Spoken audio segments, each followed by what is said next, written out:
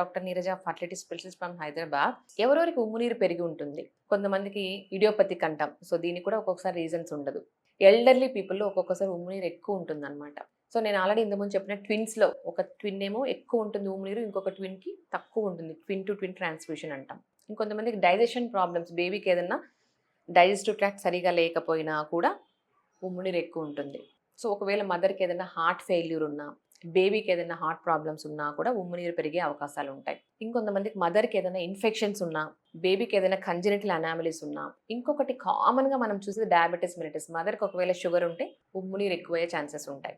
So దీనికి treatment ఎలా ఉంటుంది? సో బేబీకి ఏదైనా కంజెనిటల్ అనామలీస్ ఉంటే మనం అది టర్మినేట్ చేయడం చేస్తుంటాము. ఉమ్ము నీరు తగ్గేదానికి డ్రగ్స్ ఏమీ ఉండవు. ఉన్నా కూడా అవి సేఫ్ కాదు కాబట్టి అడ్వైస్ చేయము. మదర్ ఒకవేళ డయాబెటిస్ ఉంటే షుగర్ లెవెల్స్ కంట్రోల్‌లో పెట్టుకోవాలి. సో దట్ మనకు ఇంకా ఉమ్ము నీరు పెరగకుండా జాగ్రత్త పడొచ్చు. ఒకవేళ టర్మ్ బేబీ 37 వీక్స్ క్రాస్ అయింది, మెచ్యూరిటీ లెవెల్ అటైన్ అయిందంటే as early as possible delivery plan చేసుకోవాలి. Thank you.